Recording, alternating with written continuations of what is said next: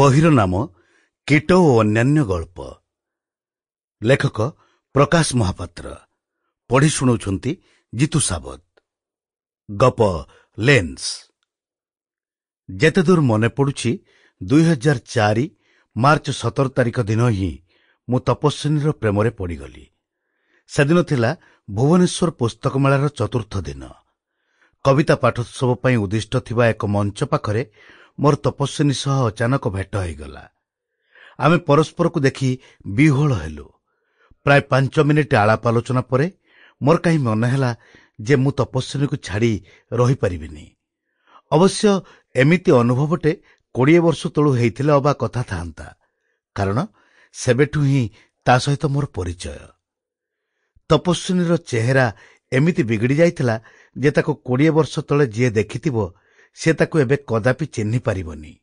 ସେଦିନର slim beauty ଏବେ ମହଣେ ମାଂସର ବୁଜୁଳା, ଝୁଲନ୍ତ ଲୋତରା ଅଙ୍ଗ, ହାଲିଆ ମନ।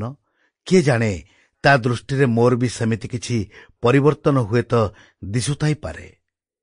ସେହି 20 ବର୍ଷ ତଳର ମୁଁ ଆଉ କ'ଣ ମୁଁ ହୋଇଅଛି? ଆକାଶ ପାତାଳ ଫରକ।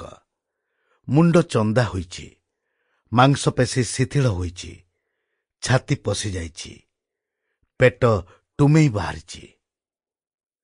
ବୟସ ହେଲେ ହୃଦୟରୁ ପେଟକୁ ଓହ୍ଲେଇ ଆସିବାକୁ ହୁଏ ତପସ୍ୱିନୀ। ଛାତି ପଶିଯାଏ ଓ ପେଟ ବାହାରି ପଡ଼େ। ଏଇଟା ବୟସର ପ୍ରତୀକ, ବୟସ୍କ ଭାବନାର ପ୍ରତୀକ। ଯେତେ ହେୟାର ଡାଇଂ କଲେ ବି ଏ ଭାବନାକୁ ଢାଙ୍କି ହୁଏନି। ମନ କୁକୁଡ଼ା ଭଳି ଖଣ୍ଡିଉଡ଼ା ଦେଇ ପୁଣି ଭୂମିକୁ ଚାରାକୁ ଫେରିଆସିବାକୁ ହୁଏ। ଦେଖିବାକୁ ଗଲେ 20 ବର୍ଷ ତଳର କୌଣସି କଥା ଏବେ ଆଉ ମୋ ପାଖରେ ନାହିଁ। କେବଳ ସ୍ମୃତିର ହାତ ଧରି ଅଝଟ ହେଇ ଚାଲି ଆସିଥିବା ପିଲାଳିଆମି ଟିକକ କେବେ କେମିତି ଟିକିଏ ଅଧେ ତା ଢଙ୍ଗ ଦେଖାଏ। ସେଥିପାଇଁ ମୁଁ କିଛିଟା ନିନ୍ଦିତ, କିଛିଟା ଆକର୍ଷଣୀୟ ବି। ସେଇ ପିଲାଳିଆମି ମୋତେ ବାଥରୁମ୍ରେ ଗୀତ ବୋଲାଏ, ଆଇନାର ପ୍ରତିଛବିକୁ ଜୋକ୍ ଶୁଣାଏ, ମୋର ପ୍ରଫେସନାଲିଜିମ୍ର ଗାମ୍ଭୀର୍ଯ୍ୟକୁ ବେଳେବେଳେ ରୋମାଣ୍ଟିକ୍ କରିଦିଏ। ତେଣୁ ତ ଷ୍ଟୁଡିଓରେ ଫଟୋ ସ୍ନାପ୍ ନେଲାବେଳେ ଚୁଲବୁଲି ମଡେଲକୁ କହିଦିଏ, ଏମିତି ମୁହଁ ଘୁଙ୍ଗା କରି ବସିଛ କ'ଣ? ଟିକେ ପ୍ରେମିକା ଭଳି ହସ। ପାନ ଭାଙ୍ଗିଲା ବେଳେ ପାନ ଦୋକାନୀକୁ କହେ, ହେ ଏ ଜମେଇ କରି ଭାଙ୍ଗିବ, ଭାବିନବ ତମ ଶାଳି ପାଇଁ ଭାଙ୍ଗୁଛ। ବାସ୍, ଏତିକି ଛାଡ଼ିଦେଲେ ଆଉ କିଛି ନାହିଁ। ସେଇଥିରେ ହିଁ ଆମେ ପରସ୍ପରକୁ ରସିଲୁ। ପ୍ରେମ କଲା ଭଳି ନା ଥିଲା ବୟସ, ନା ମନ, ତଥାପି କାରଣ ଥିଲା। ତପସ୍ୱିନୀ ତା କାନ୍ଧରେ ଝୁଲେଇଥିଲା ଗୋଟେ ସୁନ୍ଦର ନିକନ କ୍ୟାମେରା ଓ ଝୁଲା ବ୍ୟାଗରୁ କାଢ଼ି ଦେଖାଇଲା 70ରୁ 300 mm ଗୋଟେ ଦାମୀ ଟେଲିଲେନ୍ସ। ସେଇଟାକୁ ଦେଖି ମୁଁ ତାକୁ ରସିଗଲି। ମୋ ଆଖିରେ ଆଖି ମିଳେଇ ସେ କହିଲା, କେମିତି ହେଇଛି? ମୁଁ ଟାକରା ଫୁଟେଇ କହିଲି, କୋଉଠୁ ଆଣିଲ? ସେ ମୋଡ଼ି ଭିଡ଼ି ହେଲା, ଛଇ ଦେଖେଇଲା, ନିତମ୍ବ ବଙ୍କେଇ କହିଲା, ଭାଇ ପଠେଇଛି ଆମେରିକାରୁ। ମୁଁ ଡାହାଣା କୁକୁର ଭଳି ସେ ଲେନ୍ସକୁ ଚାହିଁଲି। ଲୋଭ ବଳି ପଡ଼ିଲାରୁ କହିଲି, କାଇଁ ଦେଖି ଦେଖି। ଲେନ୍ସଟି ସଯତ୍ନେ ଜରିରେ ଗୁଡ଼ା ହୋଇଥିଲା। ମୋ ହାତକୁ ବଢ଼େଇ ଦେଇ କହିଲା, ଆସ୍ତେ ଖୋଲିବ, ଆସ୍ତେ ଦେଖିବ। ମୁଁ ନବବଧୂର ଓଢ଼ଣା ଖୋଲିଲା ଭଳି ଲେନ୍ସର ପ୍ୟାକିଂ ଖୋଲି ତାକୁ ଧୀରେ ଧୀରେ ଆଉଁସିଲି। ମୋତେ ଲାଗିଲା ମୁଁ ଯେମିତି ଲେନ୍ସକୁ ନୁହେଁ, ତପସ୍ୱିନୀର ସେହି 20 ବର୍ଷ ତଳର ଦେହଟାକୁ ଆଉଁସୁଛି।